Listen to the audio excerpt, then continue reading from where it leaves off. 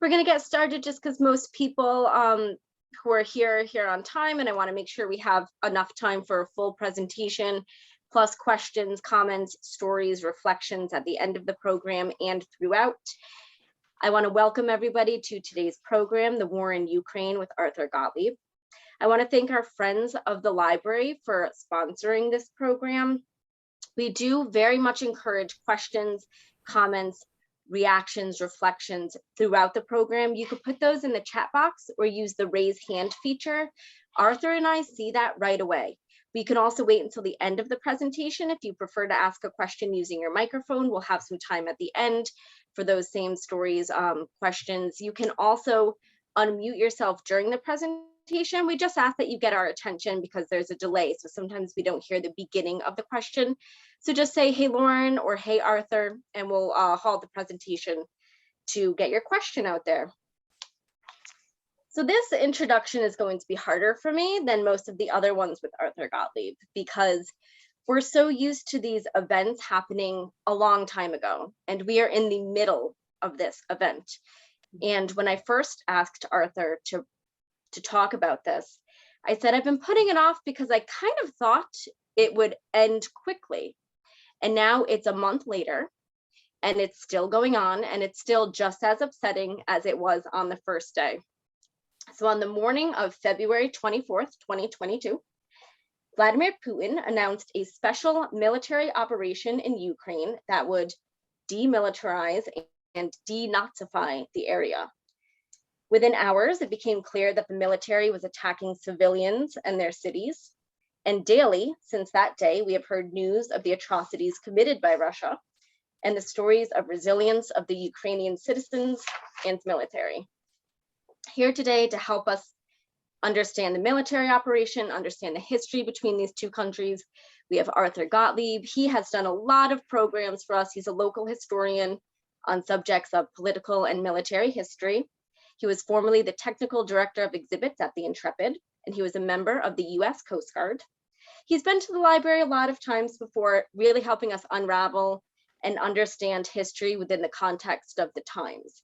He's currently a certified senior advisor and counselor and works with veterans returning from Iraq and Afghanistan. Thank you for being here with us today, Arthur. Thank you for inviting me. I'm going to try to make this as interactive as I can in a practical standpoint. I want different people are going to be coming from this with different levels of information, different ideologies, different perspectives.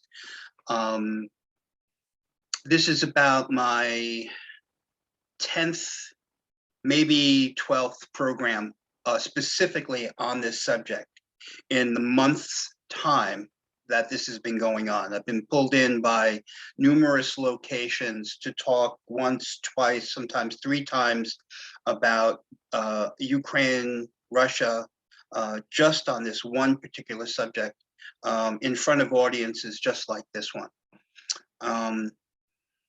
So my perspective, for those of you who haven't been to one of my programs before, is one of a military historian, one who talks about, I do current event series all the time for all kinds of places. And also as a counselor, somebody who thinks about things in the terms of sociology and psychology. You know, why people do what they do, why societies do what they do in a particular point in time. For those of you who don't know, I have a private practice of counseling and psychotherapy. So a couple of ground rules with things like this. If anybody has any opinions about specific individuals, say a president, current, former, speak of it in terms of policy.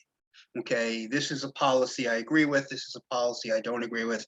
I prefer not to have any ad hominem attacks, any personal attacks.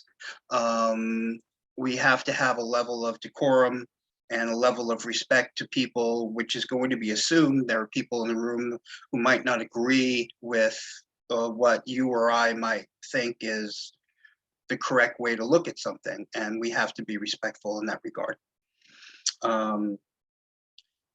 When this all occurred, as Lauren was saying, I thought the whole thing was going to be over kind of quick too. It was really, really something. I was shocked, you know, as a person who does history programs, from the Revolutionary War up to current events. The nature of Vladimir Putin's war with Ukraine, and notice that I skipped over the silly euphemisms, the conflict, you know, the special operation, which is, you know, just generally speaking, a lot of BS, you know, this is a war. And when I first saw this, I really couldn't believe what I was watching, because this is almost what Vladimir Putin has done, is he's unleashed something that is practically Napoleonic in nature.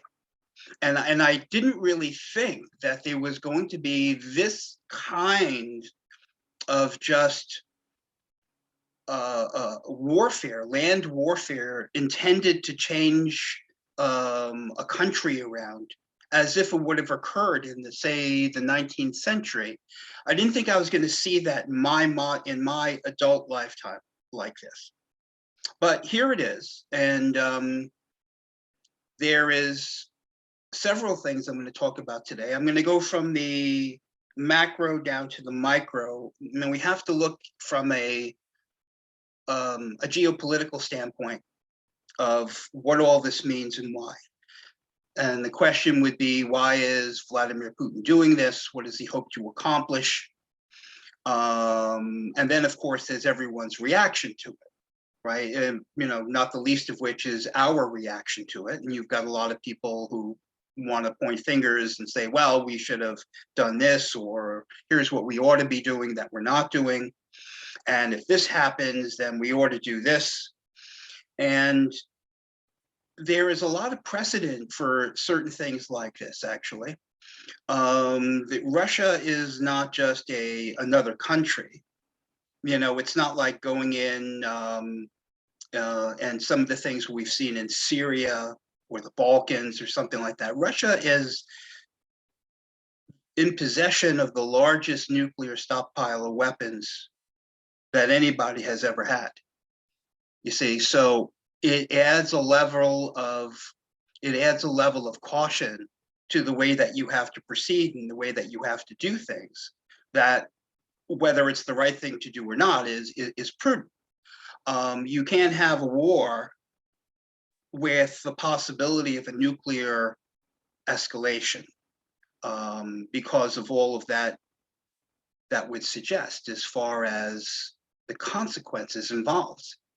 And with Vladimir Putin having the capacity to do something so unexpected, it would also have to be assumed that you would expect the unexpected regarding nuclear weapons, or at least the potential has to be there.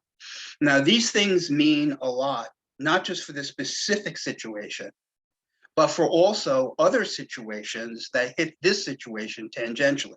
For instance, if I was North Korea, or if I was Iran, I'd be racing to get a nuclear weapon as fast as I possibly could. Because obviously, when you're dealing with a country that is in the possession of one or a dozen nuclear weapons, you literally have to treat it with kid gloves, right?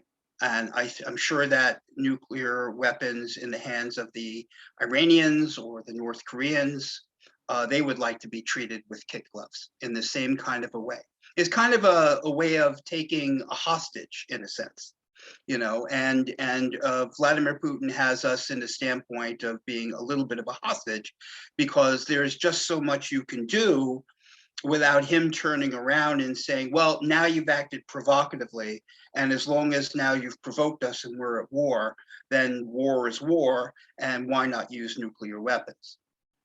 Another distinction has to be made between nuclear weapons about what is the difference between a strategic nuclear weapon and a tactical nuclear weapon is, right?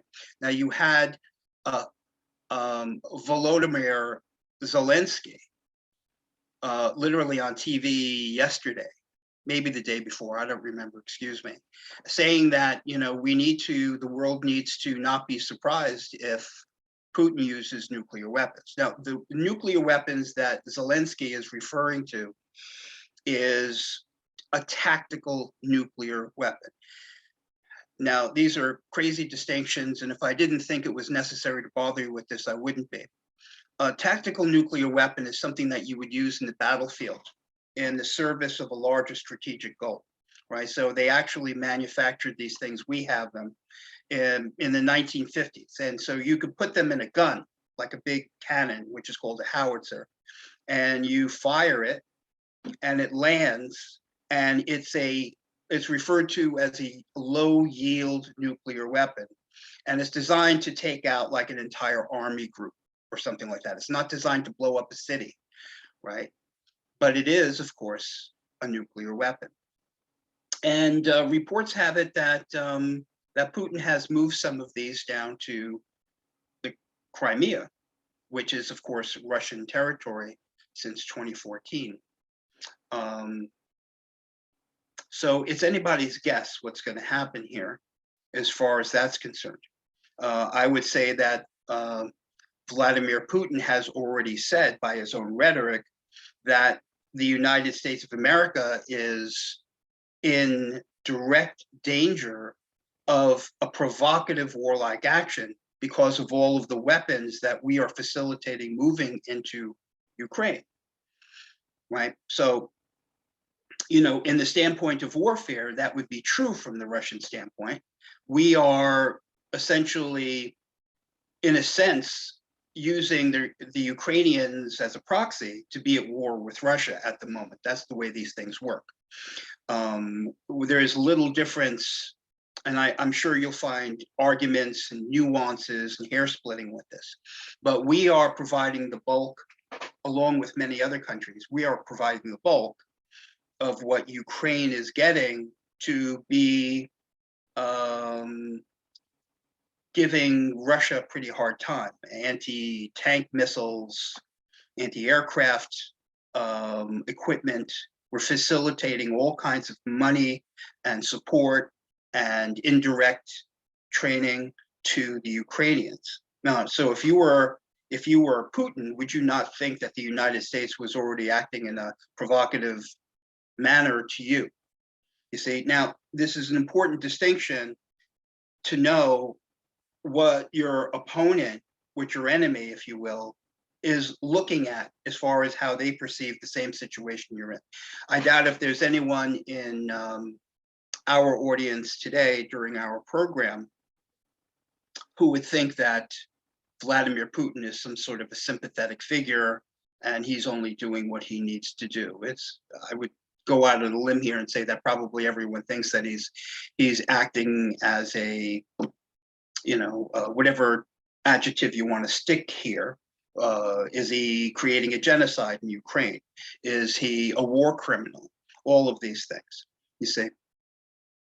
Now, from Putin's standpoint, what is he doing?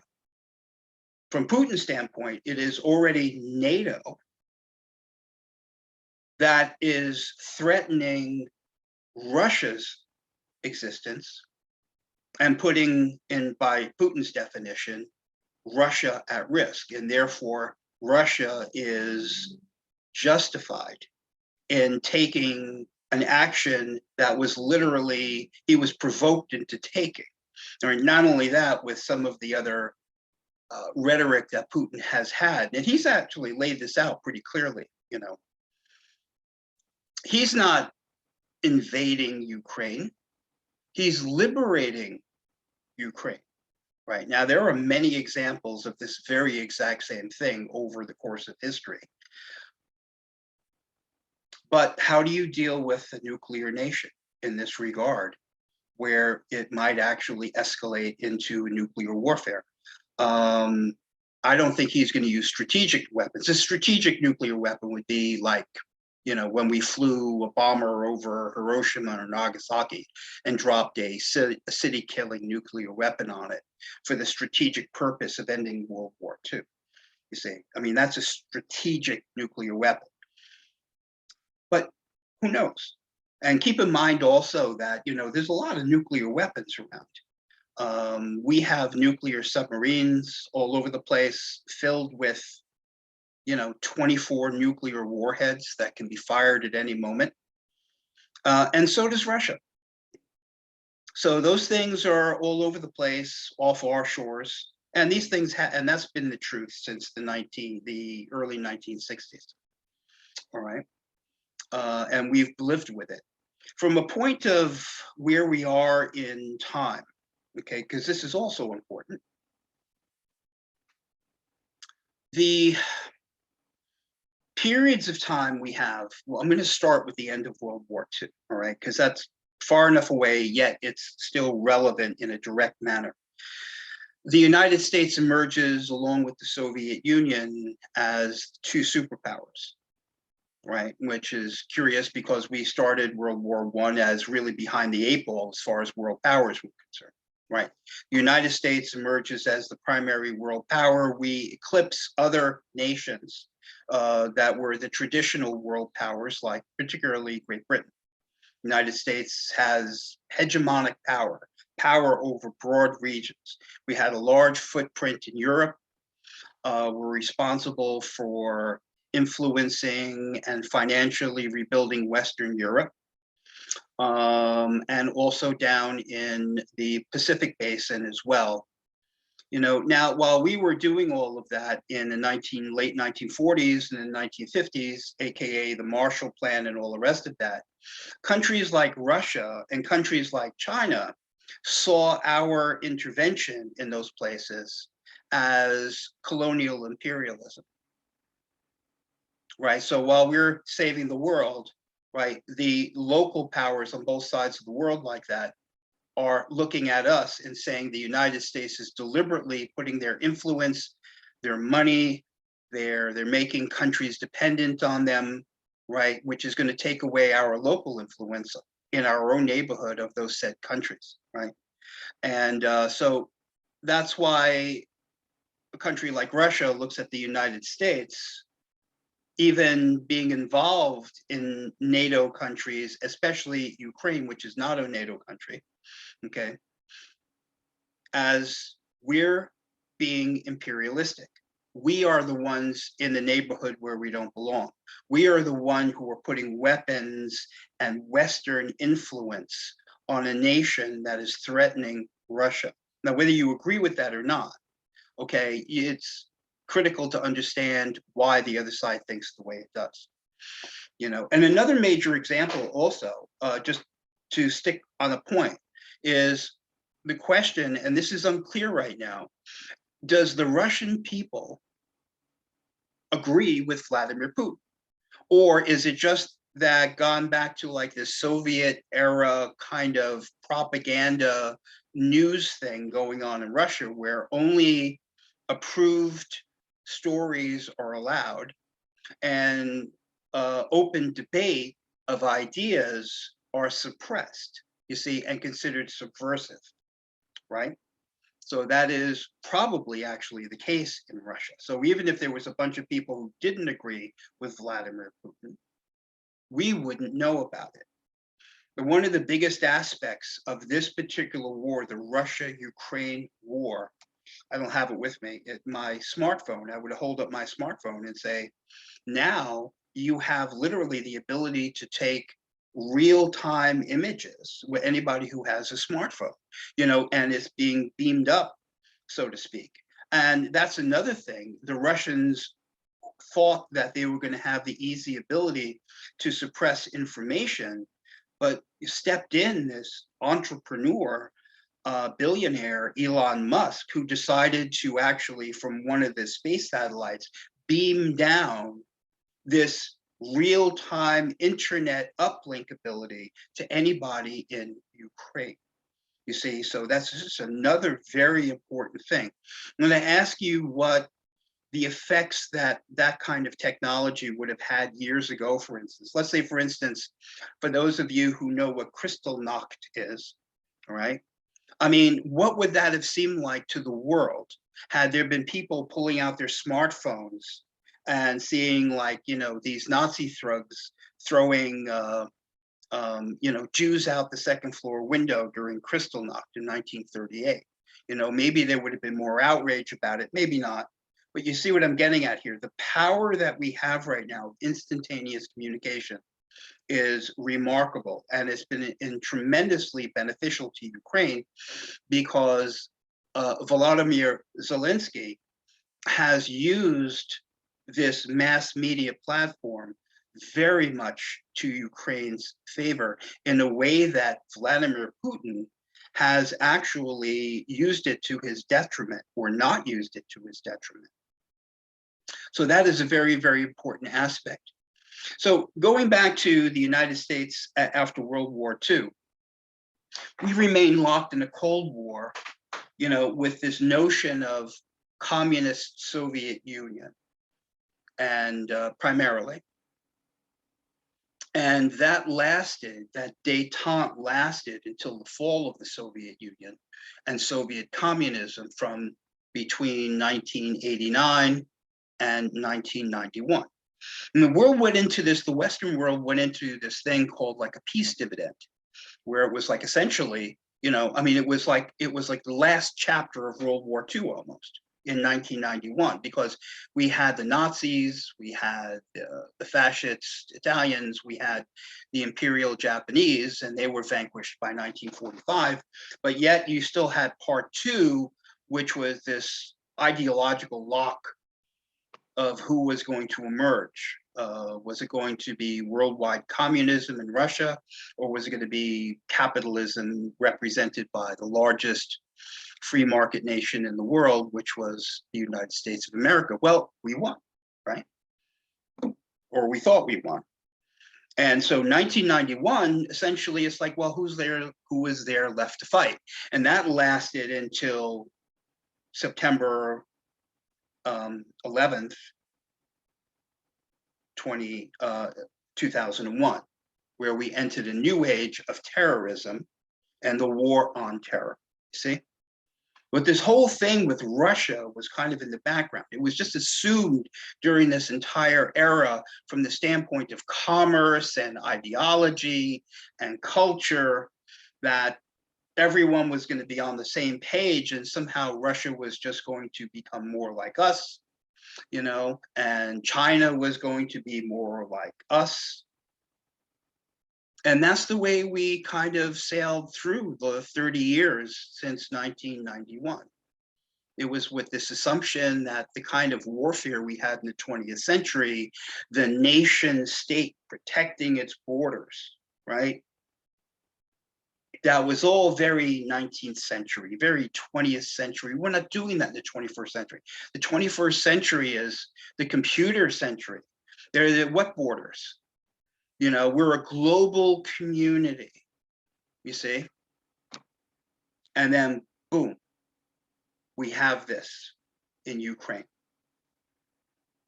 you see? And it was something, like I said, you know, I study this stuff a lot historically, and here we are. It's just as if it were in the 1930s. And it is very unexpected, very unpredictable, right? So what is it that Russia wants? What would assuage Russia? What would assuage Vladimir Putin at this point? If I get Vladimir Putin here and said, well, what do you want? What would he say? That Ukraine shouldn't join NATO? You say, okay, what else do you want? Well, remember all those former Soviet states that were a big buffer on the western part of Russia, that actually went to being independent states after the fall of the Soviet Union? I want control over those states. Sure, they can fly their own flag as long as I completely control the country. You know, which brings us to our answer with Ukraine. You know, Putin, now knowing that Ukraine is not going to just roll over, is seeking to destroy the country so that it's neutralized, right? So as long as there's going to be a border state on Russia, and they have to be one way or the other subservient to the larger Russian ideology of the way things ought to be, per the world of Putin. And if they're not going to play ball with me, I'm going to demoralize them and flatten the country. You see? Now, this has been something that's been done many, many times before in history. Like I said to you over and over, I didn't think I was going to see that in my adult lifetime. But every person like Vladimir Putin has this idea that you're going to plaster the enemy, and they're going to be sitting in their basement and saying, oh my God, this is just too much to bear. And all of our military forces is used and they're bombing the hell out of us. And let's just give up. It's not worth it. Right. But as a student of history, I can tell you and give you numerous examples that when you do that to a population, whether it's bombing from the air or it's what's happening right now in Ukraine, that really what happens is people just get angrier and angrier and angrier that you're doing this to them. And it actually gives a sense of resolution that is the opposite that the aggressor is trying to achieve. Okay. Now we could talk about psychologically what causes that and why people think that as far as the aggressor and the victim. But Vladimir Putin, in his mind, right, when the Ukrainians, if you remember 3-4 weeks ago,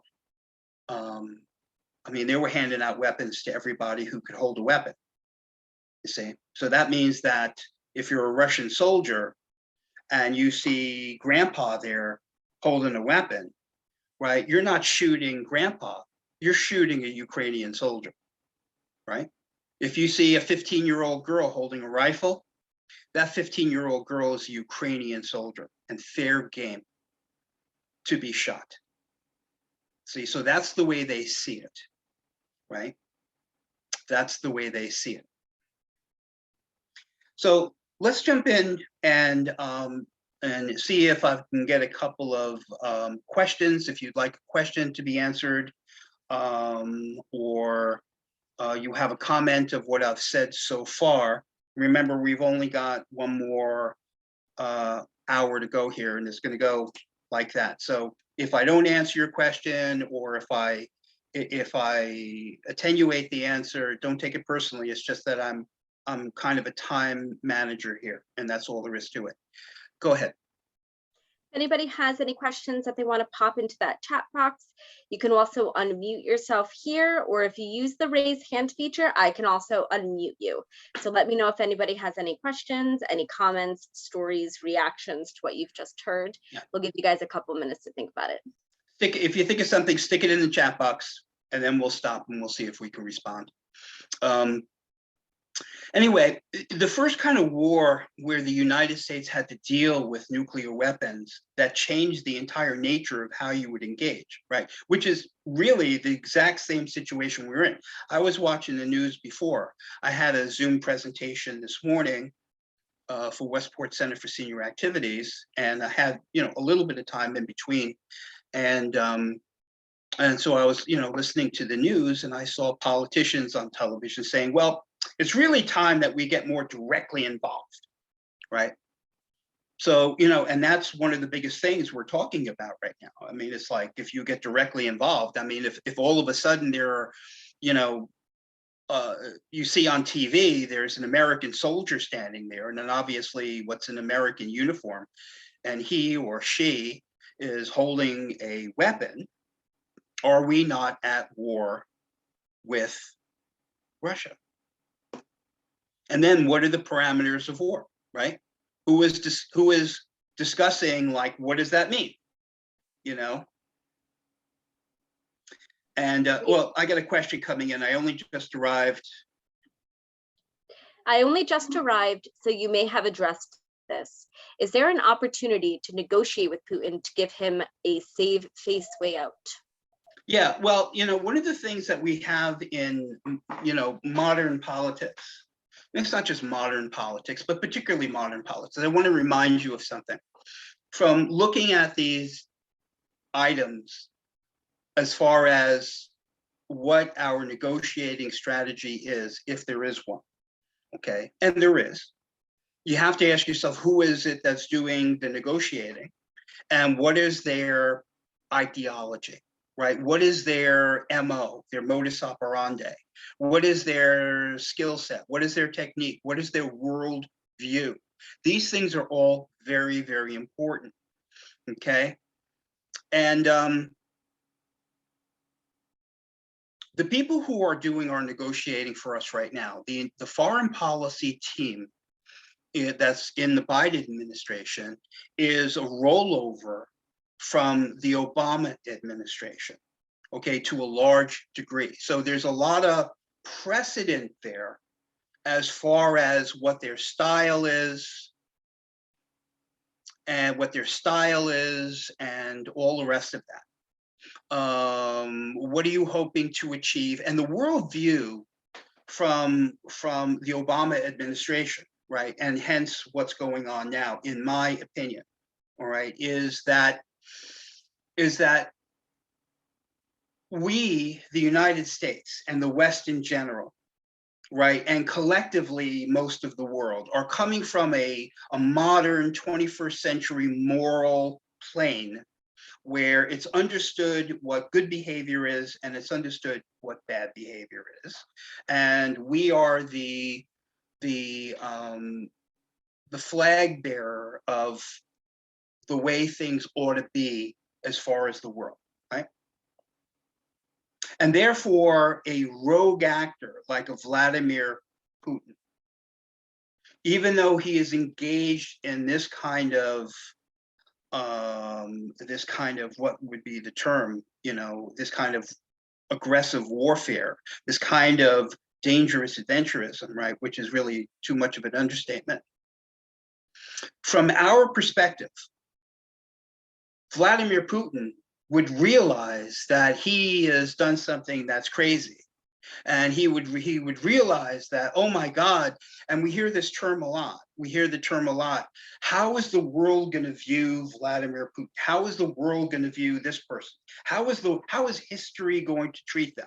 As if that's the way everybody looks at things, right? That 100 years from now, a history book is going to be written and Vladimir Putin is going to be this big villain, right? Which maybe he will, okay? But we expect other people to see things in those terms, and they obviously don't, right? Which is a blind spot that we have, right? I don't think that Vladimir Putin gives a hoot about what our ideology is, or what we think that some history book is going to write about him, you see? But in our minds, he will. Therefore, we're always looking to build in with our negotiation something called an off-ramp, right? Because secretly, Vladimir Putin is he's going to come to his senses and think about it in our terms and realize, like, oh my God, how do I get out of this, right? And that's called an off-ramp. So we're constantly building in off-ramps. If you do this or you don't do that, there's a path to de-escalation, you see? But the question is, who's running the negotiation on the part of Ukraine? Is it the United States? No. It's pretty much the Ukrainians and NATO and the European Union. You see, so if I was Volodymyr Zelensky, okay, and somebody said to me, would you like to negotiate with Vladimir Putin? Now, I'm just like a regular guy, okay? You know what my first thought was? And this is from New York. I'd say, I got your negotiation right here, right? And, with the gestures that go along with someplace with that from where I come from. What's there left to talk about? Okay, how many children have you murdered? You've destroyed 3/4 of my country. Your soldiers have raped and pillaged and destroyed and created mass graves. You want to negotiate? What's there to negotiate? See, now that's just me, right? But as responsible people, it is always our responsibility to de-escalate, no matter how angry you are. But like I tell people in marriage counseling, who should have been in marriage counseling 5 years before they walked into my office, and they think now that they can, just because they're in marriage counseling, all of a sudden they're virtuous enough that somehow miraculously their life can be put back together, right? You know, I say to them, there are some things that have gotten broken that I think that just aren't going back together. And that's what I think about this. I think that there are just some things that have already been broken that just aren't going back together, okay? World War II in Europe was created at the end of World War I, because at the end of World War I, in 1919, the Treaty of Versailles, there was such anger on the part of the Germans towards the victorious powers that over what was felt as the injustice about the way the war was ended and the punitive nature that the victors had over the vanquished, that an entire generation of Germans sought revenge. And that revenge was manifested, of course, in one Adolf Hitler. Okay.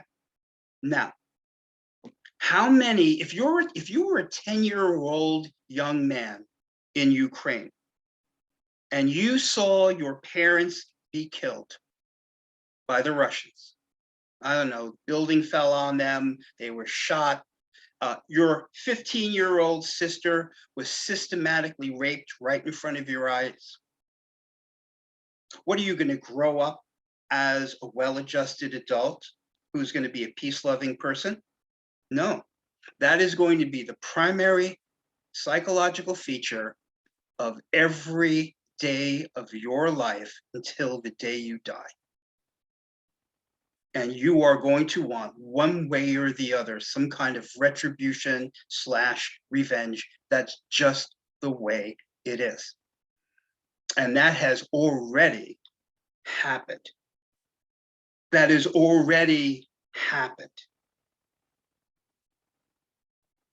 Now, going back to some of the questions that were asked, there were several agreements that were made, promises that were made to Ukraine when it became an independent country separate from the Soviet Union, okay?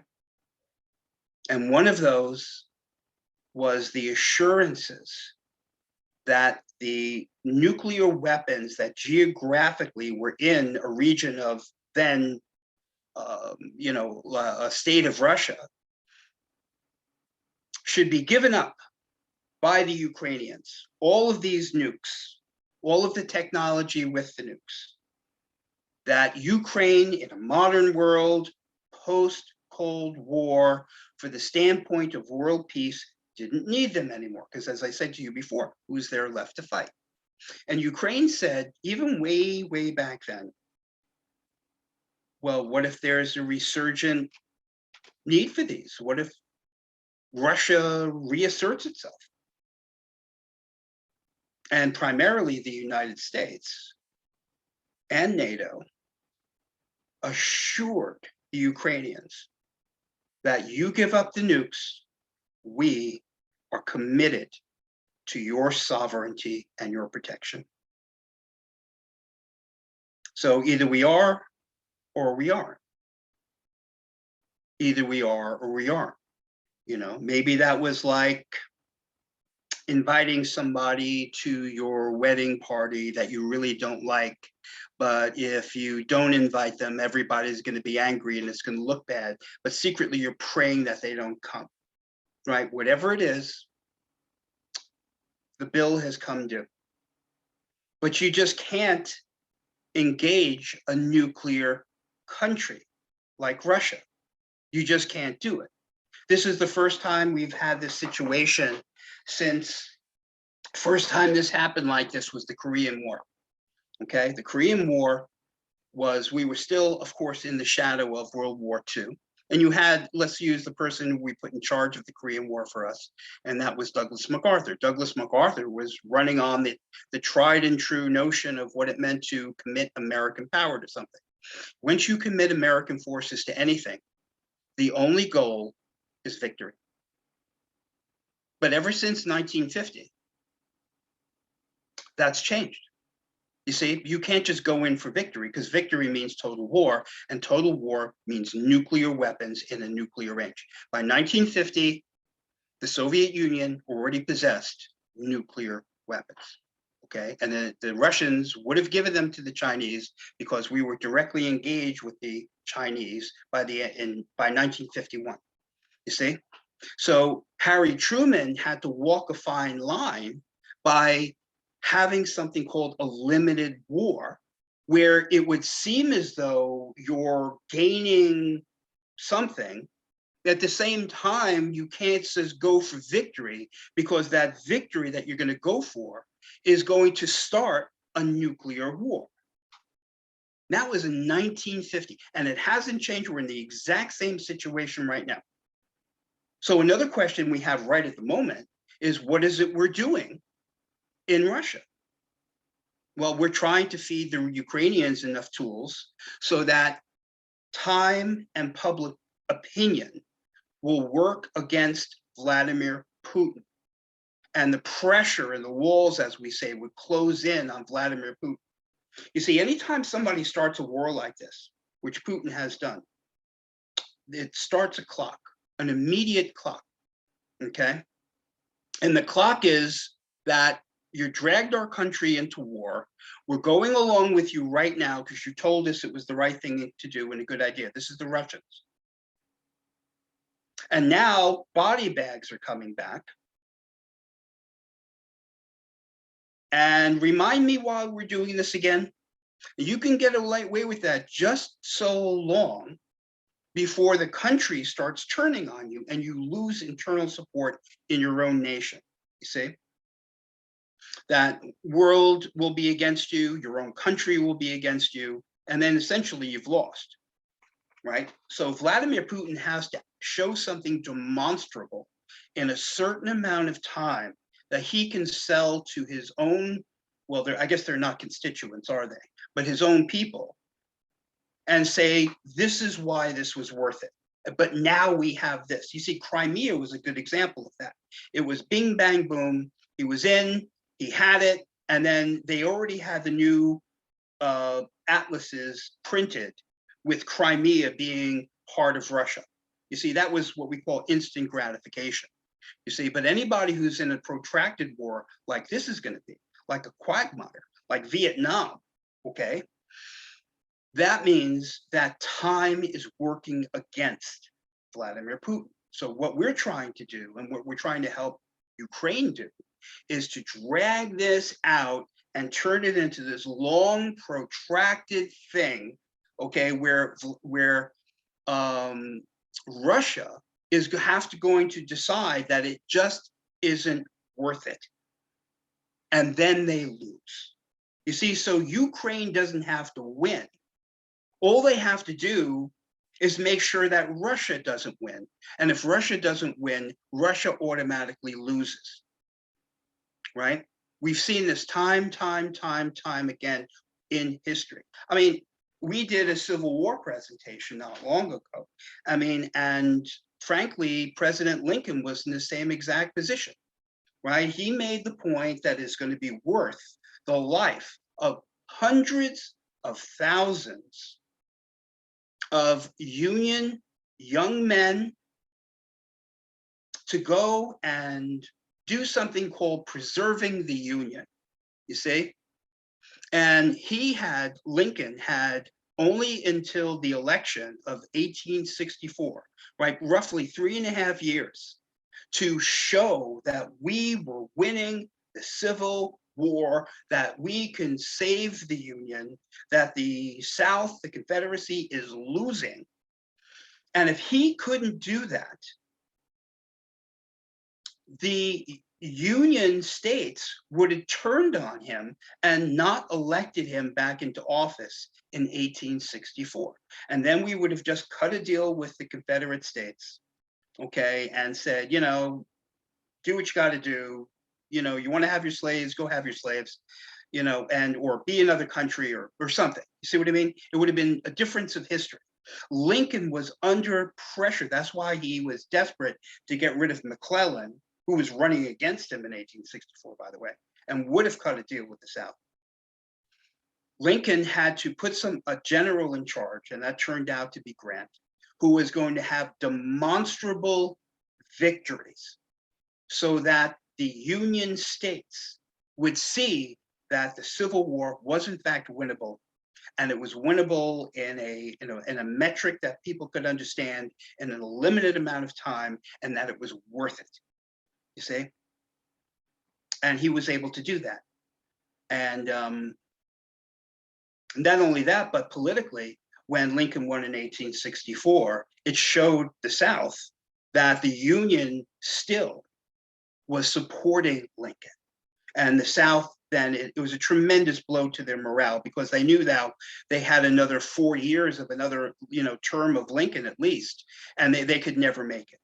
You see, had Lincoln lost the election in 1864, the South might have had enough wherewithal psychologically and emotionally for their morale to hang on until the North gave up, right? Vladimir Putin's in the same place, right? The longer this lasts without him demonstrably winning, every day he's in fact losing, right? That's what we've got. Okay, more questions? We had two come in back to back, asking you to speak about the 1994 Budapest Memorandum. Yeah, well, like I said, we were supposed to protect them if they gave up their nukes. That was only 3 years after. That was 3 years after the Soviet Union was dissolved, and that's the essence of all of that. That's the essence of all of that. We had, there was like too much of a victory party. It could be said that we won the Cold War, but we lost post-Cold War. You see, because there was nobody left to fight, and it was we were at war with the notion of the Soviet Union for so long, right? Since before I was born, that it was like, woohoo, that's over, you see? And then we just never thought in these terms again. I mean, of course, it was on the table and people talked about it at West Point and all the rest of that, but essentially nobody thought that Russia under Vladimir Putin was going to assert himself in this Stalin-esque way. Nobody thought it was going to happen, right? And on the other side of the world, it was once China was brought into the World Trade Organization, right? I mean, it was in the background that China was a communist nation, right? And we, because we wanted to believe this, figured that since we're so wonderful as the West, then who wouldn't want to be just like us? And once the Chinese population got a taste of material, stuff, creature comforts, material items, right? Things that beforehand would have been considered only something for a corrupt bourgeoisie society. You see, then China is going to irrevocably go the way of the West. And we're all going to be thinking, we're going to look differently, we're going to have different accents, but really we were all going to be on the same page. You see, so what we've had in the emergence right now is the understanding that that was a lot of wishful thinking, and that the Chinese Communist Party is very much the Chinese Communist Party, and that Vladimir Putin, even though he is not say, a communist. He is a Stalinist, you see? And it is our own blinders, the West, that is. I'm not saying all of this is our fault. I'm not saying that at all. I'm saying that there's a certain amount of wishful thinking that goes into things, okay? And there's a certain amount of arrogance too, when you feel like you're on the side that's right, especially if it's morally right. Okay, we as a nation, and those of us, many individually, become kind of sanctimonious about our superiority, and it's just natural that other people should aspire to think like us, because after all, we're just so great.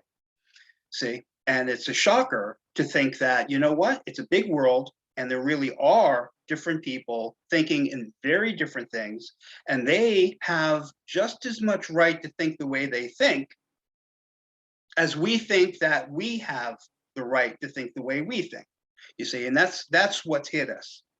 You see, that's what's hit us. It is really not a one world yet thing. There are still a lot of other players that are actually trying to change the map in really 19th century, 20th century terms, some a little more intellectually, some more forcefully. Okay, another triangle that you would have to ask yourself about with all of this is, well, what about China? Okay, well, during the Chinese Olympics, it very publicly in front of television and everything else like that, there is a complete understanding between China and Russia that these two countries are going to support each other virtually whatever they do, you see. And history is replete with earlier examples of that, where you have other major powers essentially getting the back of this power, so this power can have a free hand to do what they're doing, with the implicit understanding that when it comes time to wash the other person's back, then that's going to happen. And I don't see any reason to think that isn't exactly what's going on right now. One of the true paradoxes that's happening simultaneously to all of this is the resurgence of what we used to call the Iran nuclear deal, which has been a cornerstone aspirationally of the Biden administration. That deal was originally called under the Obama years as the JCPOA, the Joint Comprehensive Plan of Action. And that was, well, Iran is going to agree to certain limitations on the development of nuclear weapons for a given amount of time and be open to inspections. And after that, and we're going to take off sanctions and things like that. And then for a certain amount of time, Iran is going to play by these rules. And then there's a cap on it. And then essentially they can do what they want, right? But this shows that they're been contained by the larger world organizations. And if they do that, it's going to be enough good faith where sanctions will be taken off of Iran. Now, of course, the previous administration thought that was a bad deal, and so we removed ourselves from that, and it became a policy initiative of the current president to get us back into that deal. Now, Iran knows that we want back into the deal, and so therefore they have a majority advantage. That is, they have actually more power because they weren't interested in getting back into the deal with us. We had to really go after them and ask them very nicely to do it. And it comes with all of these caveats. And those caveats are being arranged by none other than the Russians right now. You see, so the Russians are doing the negotiating. They're the mediators between us and Iran right now. So we have, some people would find this a bit of hypocrisy, that we are condemning Russia as far as their invasion of Ukraine and their treatment. We've already called them genocidal. Yet at the same time, they're at the negotiating table being the primary brokers between us and Iran, and somehow that's okay. You see, and not only that, but the deals that's being made with Iran, for them to come back on board and say that we have a new deal is going to benefit Russia, you see. So there's a lot of crossovers in all of this, you see. Getting back to China, one of the biggest things that's talked about right now is as it relates to the war in Ukraine is it analogous that the island of Taiwan is China's Ukraine, right? So if there's anybody sitting back and watching all of this and watching how the West reacts to something that Vladimir Putin is doing right now, it's going to be China, right? Because China has said that its aspirations are to reunite under one umbrella the island of Taiwan, you see, and we have a very, a kind of a confusing relationship with the island of Taiwan, where we actually have agreements that we're going to support them and protect them in the same way that we're supporting and protecting Ukraine. That's been a given since the Chinese nationalists under Chiang Kai-shek were driven off the mainland of China in, what was it, 1949, you see. And we still align ourselves more with, the Chinese nationalists, even though they're long gone. So what about it? What if China was to say, you know what, now is the time to reincorporate Taiwan? And if we want Taiwan to be, this charade of them being their own country to be over, then the question would be well, what will we do about it? What will we do about it? It's another thing you hear people talking about. Some people is, well, we should be stuffing Taiwan full of equipment and missiles and airplanes and all the rest of that. And to what degree? I mean, China's already warned us about that. Even though we've been doing it, they've warned us about it. And China has a larger navy than we do now. And they are certainly as adept militarily, probably, as we are. I think one of the things that the events in Ukraine have pointed out is that the world always assumed, I always assumed, until it reached the pressure test, that Russia had, the second best military in the world. Personally, I don't think they've acquitted themselves very well. The Russians lost a major warship in the Black Sea, the flagship of the Black Sea Fleet, the Moskva, which is, I don't know if you've ever seen a Russian warship. I have. I was on one. And, it's because I was in, the naval history aspect of things. I was on a lot of ships. We're not talking about like a rowboat here with a few Russians. We're talking about like a major, enormous Russian warship, okay? A real point of national pride for Russia. And it seems that the Ukrainians, or at least reports, that two missiles, anti-ship missiles called Neptunes, okay, struck this ship. And for whatever reason, the ship was vulnerable to these two missiles, and the ship was a complete loss. She sits at the bottom of the Black Sea now. Okay, now if you think that that isn't a massive black eye to Russia, you're wrong, because it is.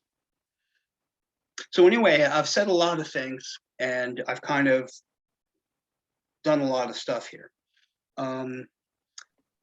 What else? What other we have the last question in the chat.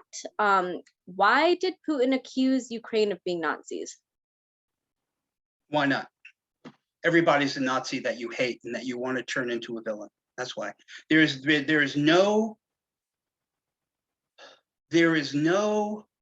archetype more evil than the Nazi, right? So if I was going to go over and I was going to walk across the street and I was going to stick a knife between the shoulder blades of my neighbor, I better have a pretty damn good excuse, you see? It can't be that I don't like the way his wife makes pound cake. It can't be I don't like the way he cuts his lawn. It's got to be something pretty damn heinous that's worth me coming and using the ultimate force against. He's the devil. He's the Antichrist. He's a Nazi. You see, The Nazi is a euphemism for everything that's the worst thing you could possibly imagine and needs to be eradicated with whatever force you could bring to bear, whatever the rules are. That's why he called them Nazis. It's as in psychology, what we call a rationalization. Okay?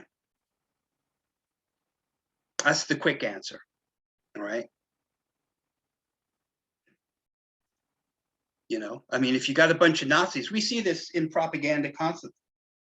We see this in propaganda constantly.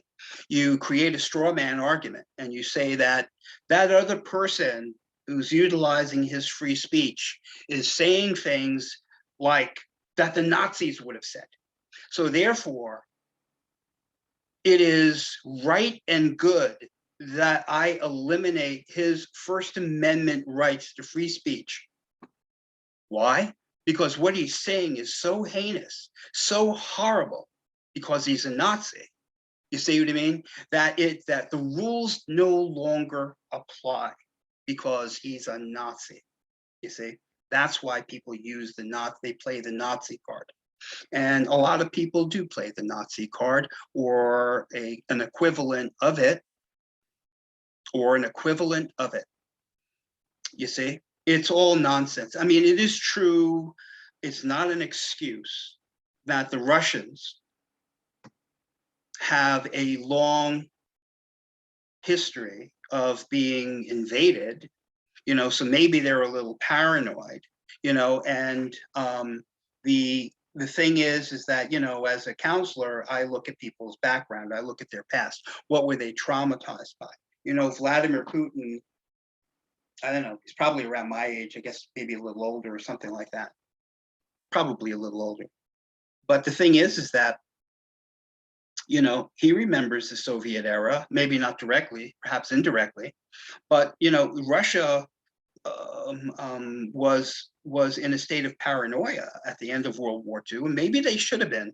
You know, when you had Russia, who went from Russia across the Ukraine, through Poland, through the Balkans, to get to Germany, ultimately to Berlin at the end of World War II. The thing is that in Stalin's mind, he never planned on giving any of that territory back.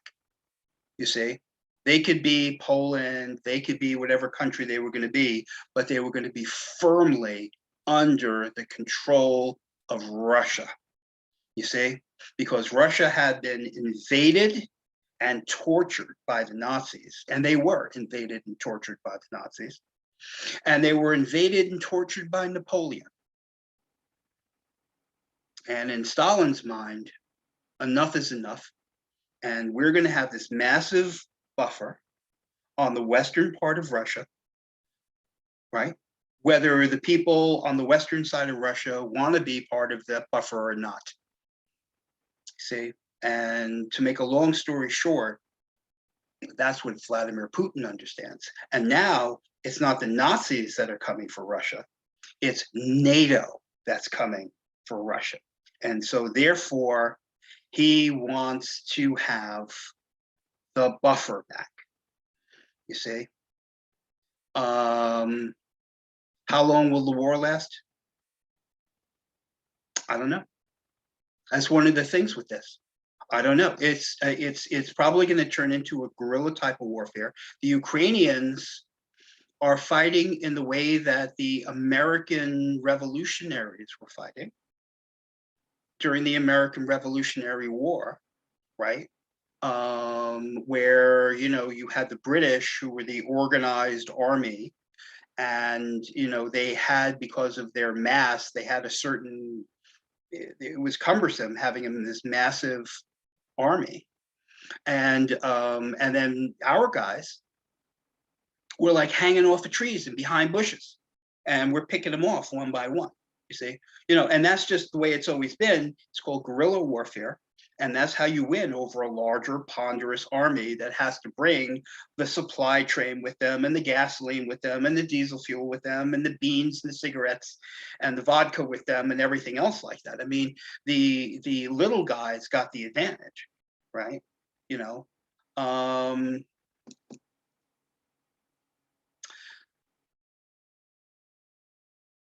Ukraine has the advantage in people's hearts, and that's where these things are won. Okay, you can have money, you can have firepower, but when you have the will to win, the will to persevere, okay, for when whatever that drives that, okay, and there's a lot of things, you will prevail. And that is true. It is true. It has always been true. And it's always going to be true, because no matter how technology changes or how sophisticated we think we are, all right, or how much, like, electronic devices we have in our possession, human nature has never changed in this regard. I don't know how long it's going to last. Is Belarus going to jump in? I mean, that's something that has to be expected. The real tripping point that we're dancing around is like I said to you, when see, the thing is that we like, and I understand this propensity. It's like if you're saying, like, we got to be careful about this. Does that mean that you're a tool of Vladimir Putin? No, I don't think so. Okay, because don't forget that we just got out of a 20-year war in Afghanistan. Okay, a 20-year war in Afghanistan. Any war, and we learned this in Vietnam, did we not? Okay, any war where you go in because it's like the moral right thing to do, what is the plan? What is the plan? What is the metric of when this is going to be won? And if you don't have that, it's going to be this incremental thing, an incremental thing. And we can't even afford to do that like the way we did it in Vietnam, because one of those increments is going to include nuclear retaliation. Okay.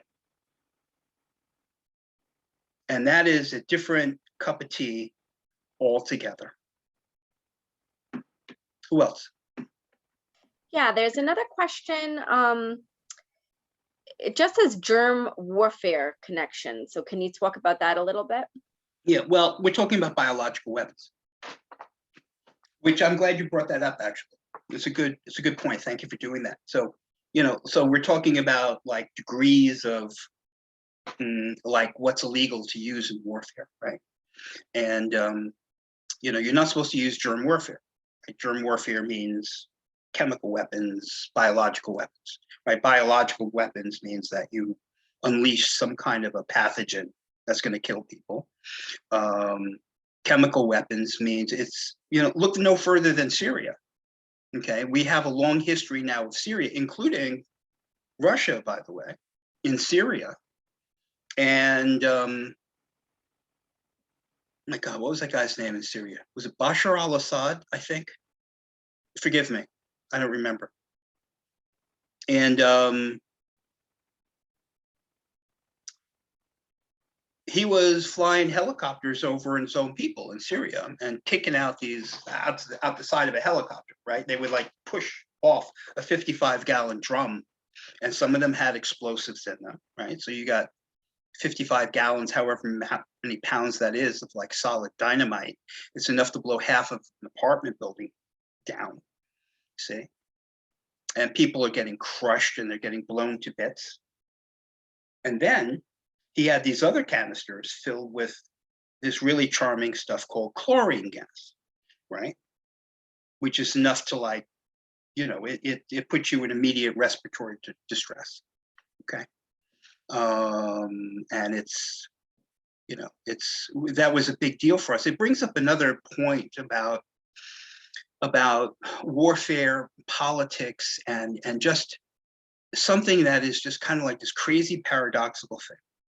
This crazy paradoxical thing, right? And the crazy paradoxical thing, if you remember going back to President Obama's tenure as president, okay?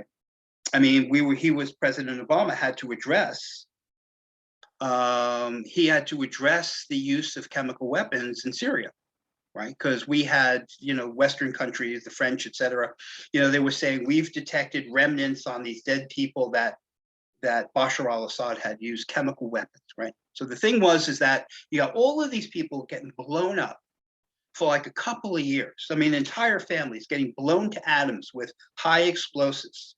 And that was just a daily event. And people were kind of desensitized to it to a degree, right? But the issue is that now that there's chemical weapons, right, we made a big point from the White House pulpit down that if chemical weapons have been used, then that's going to change the whole calculation on the part of how President Obama was going to approach our not involvement with directly militarily, right? And that was called a red line. And the red line means that you've done something so terrible, we can't stand by any longer, we have to intervene, right? And this is going back, I don't remember when it was, 2014, 2013, I don't remember. And so it was a big problem. It was confirmed that the Syrians had used chemical weapons. We were able to finally confirm that, and I think they were dragging their heels because we didn't want to get involved directly. And what happened was President Obama ordered 3 United States Navy destroyers right off the coast. And I was like, holy mackerel, he's going to launch a Tomahawk attack. And at the last minute, President Obama turned around and said, I'm not going to go to war like this in a retaliation, right? Because they use chemical weapons. I'm going to stop it. I'm going to ask Congress, right? And it was a big deal, if you remember any of this during the time. You see, because President Obama didn't want to be known for, unilaterally using his power, and he got a lot of criticism from people who, weren't Obama fans, okay, for that, saying, just do it, and he turned around and he was going to ask Congress, and Congress was like a hung jury on this. They didn't want to get involved either. And even the British, we asked them to come along with us in this attack on Syria. And even the British said, it was the first time it ever happened. Parliament voted it down. It's the first time that the British Parliament didn't go and support the United States when we asked them to follow up on us. So it seemed like, the day came where President Obama had to make a decision whether we were going to launch this Tomahawk strike or not. And then Vladimir Putin comes floating in like an angel and says, you know what? Bashar al-Assad's my buddy. I'll talk to him. And you know what? He has agreed that he's not going to use up any more nuclear weapons, and he's going to actually get rid of them if the United States doesn't invade, et cetera, et cetera, et cetera. Right? And the Russians are going to negotiate this whole thing, and the Americans are going to come in, and it's going to be your job, Americans, to take these chemical weapons away. And that's what we did. We sent this big ship over there, and apparently it was some sort of a factory where they neutralized these chemical weapons. I don't know how that's even done. And then we got rid of them. We dumped them at sea, or I don't know what they did. But we were all involved in that. So see, the thing is that here's Vladimir Putin, who's comes in as the savior at the 11th hour. And he's our pal. He's our buddy. He's on our side, is he not? He makes it sound like he's like this really cool guy, and he was able to curry a lot of favor that way. And I remember that quite distinctly, but the chemical weapon thing is, and here's the paradoxical part of it, right? I mean, we think about this because I talk about World War II all the time. I talk about atomic weapons all the time. I do this thing with Hiroshima and Nagasaki all the time, right? In retrospect, everyone's an expert. And weren't we heinous and we were genocidal because we used these nuclear weapons, right?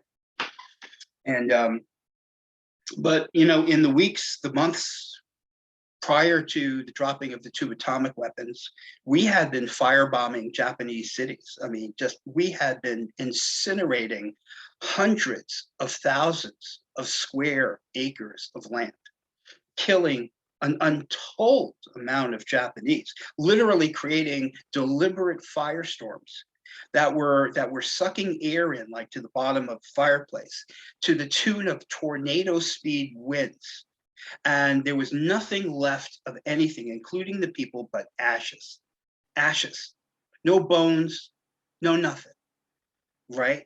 I mean, it was just complete, utter destruction. And we were doing that every week. But the atomic weapons, which essentially vaporized those who were in the near vicinity, and you had many more, obviously, who died of radiation poisoning after. That was the red line. So you can burn people to ashes, you can blow them to bits with high explosives, but to atomize them with a nuclear weapon is heinous and unacceptable, right? So, we got these crazy kind of things here. Vladimir Putin has already said that he has used these horrible weapons, these vacuum bombs, right, that are designed to literally just suck the life out of people and kill the people, and leave buildings standing or some insane thing like that, very Twilight Zone, right? I mean, and these are already things that are considered war atrocities, and that happened in the first week of the war, you see, and so I wouldn't put anything past them, but the notion that a chemical weapon, a tactical nuclear weapon is going to be a game changer. It will be a game changer. I'm just pointing out that it's all paradoxical, right? For somebody to be blown to atoms with dynamite, which is happening every minute, yet you use this and it's, oh, well, that's terrible. I mean, no, the first thing was terrible. The first bullet was terrible. The first baby to die was terrible. You see, and this is psychological warfare. Psychological warfare means that I am going to terrorize the enemy. Okay, not only is it going to be this, they're going to have an army over here and I'm going to have an army over there, and it's not going to be that. I am going to be so unpredictable, and I am going to use so many heinous things that you can't even believe that I'm going to do. That it's going to terrorize you even before the battle is fought. These are psyops, okay? These are psyops. It is really, really something. It is really something. It's heinous. It's got to stop. Yet at the same time, how do you stop it? Like I said to you, we've already got a generation of Ukrainians, and we've already got a generation of people that have witnessed all of this because of social media and television and 24-hour news cycle. In a sense, even when this ends, it won't be the end. It will be the beginning. Who else? So the last question that we have in the chat is, why didn't the West react in a way that discouraged Russia's further action when Russia took over Crimea and other territories in the east of Ukraine back in 2014? Right. Well, here in our country, particularly, here's where we get into, a kind of a tricky place, especially for somebody like me, right? Because, when I'm looking at an audience, I'm looking at an audience that I could potentially think one part of the audience is going to have this kind of ideology, one way of looking at things, right? One way of thinking that these people who, the politicians that I support, are in the right. And these people over here, they're the opposite, right? They're always wrong and they're dangerous, right? But our guys are smart and, informed and all the rest of this, you see. So if I take a position on, when Crimea went down, it would have been President Obama, so I've got to be very, very careful not to alienate people and say that something was done wrong or this was a dumb thing to do. Not that that's what I'm saying, you see, but because people, if they're invested in what President Obama did or the legacy of President Obama, I'll essentially be insulting them, you see. So that's the slippery slope from somebody like me. And but that being said, I was just talking about this in another lecture earlier on.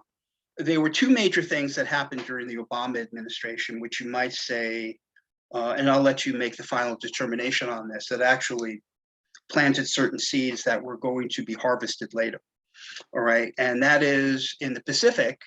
You had us watching the Chinese essentially take the entire South China Sea and the East China Sea, for that matter, and turn it into their own, like what we would have as the Caribbean, you see.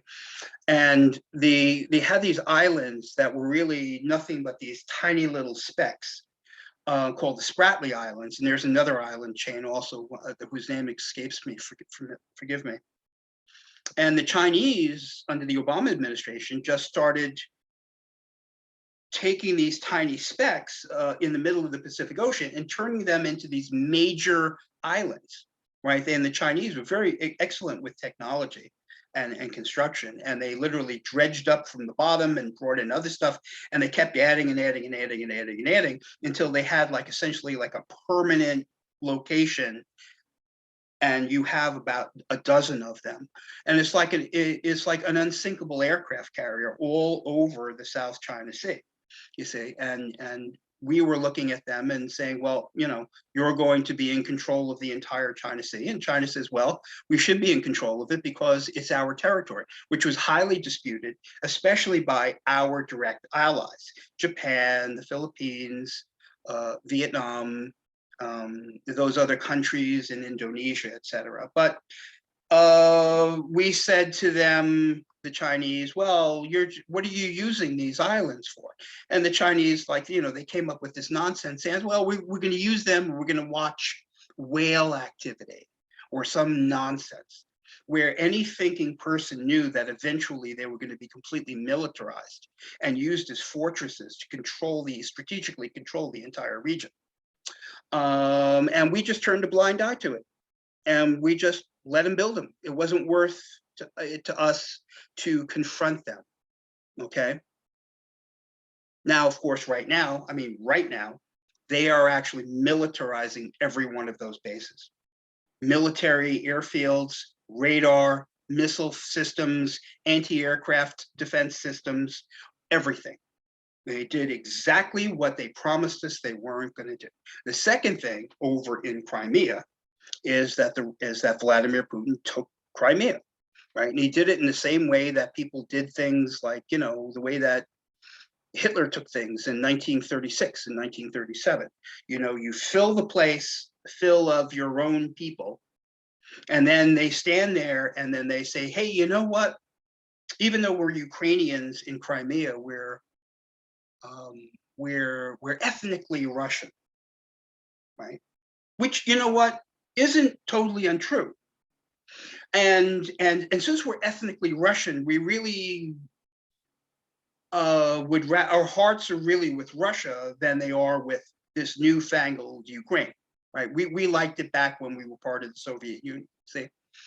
And then so all of these people in an area like Crimea, and now it's in Dunbar region also, right to the north of that, they say, hey, you know what, we're being oppressed by the Crimeans, you see? So therefore we're requesting Vladimir Putin and Vladimir Putin's forces to come in and rescue us, because us ethnic Russians are being oppressed by these Nazi-like Crimeans. You see, so then Vladimir Putin has the excuse to go in and rescue you, right? And then, of course, once, you know, the place is filled with Russian plants, etc., then you just essentially say, you know what, we want to be part of Russia, see? And then Russia feels as though if they're not invading Crimea, they're liberating Crimea. And that's exactly what they were doing in Vladimir Putin's eyes. They were liberating Crimea. But as we were saying before, it happened very rapidly because nobody did anything about it, because it wasn't worth it, you see?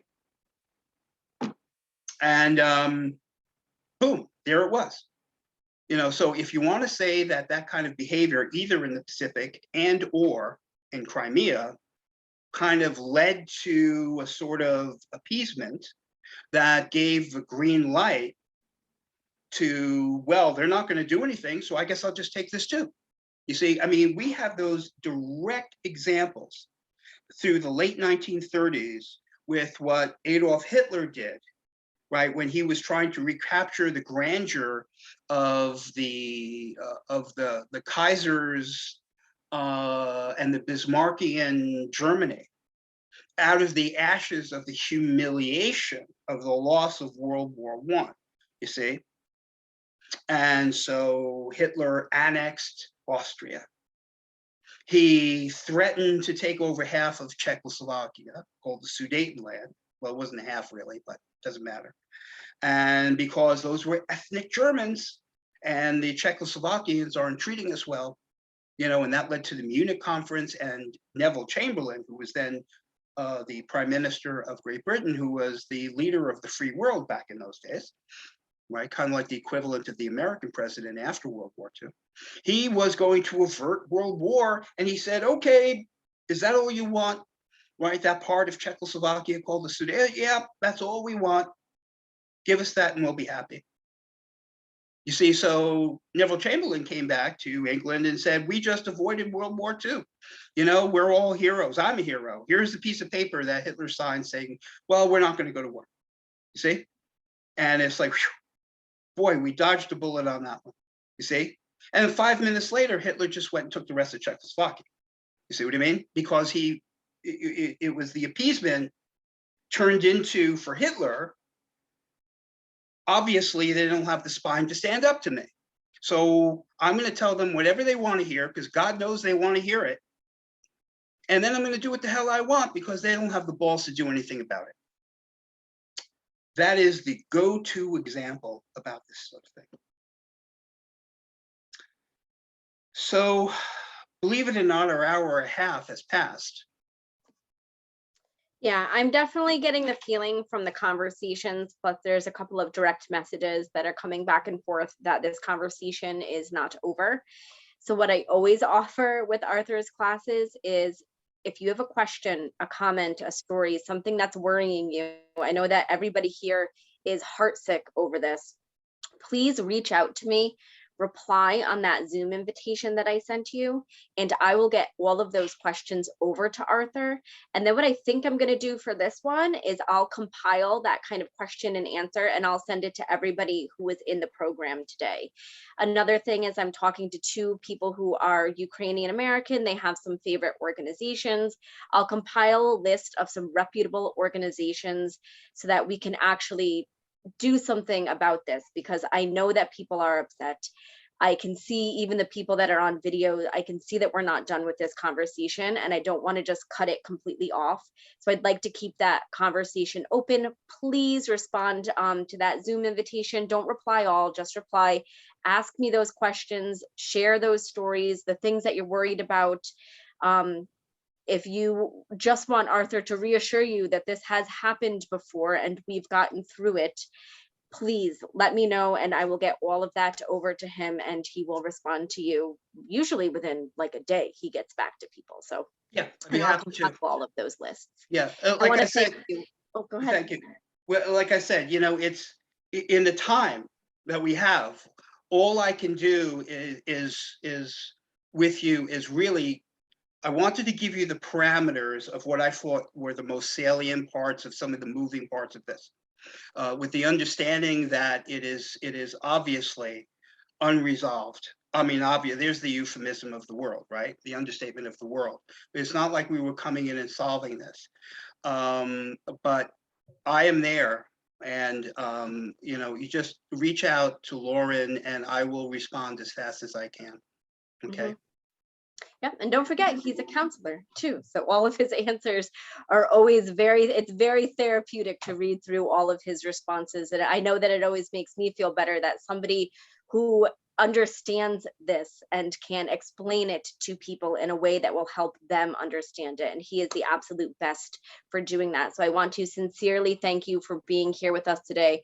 I want to thank everybody who came to the program. If you are registered for the Chrysler Building program that we're having on April 27th, I will see everyone there. And Arthur, it was so good to see you. Have a good week, everybody. Bye-bye. God bless you. Thank you. Thank you. You're welcome.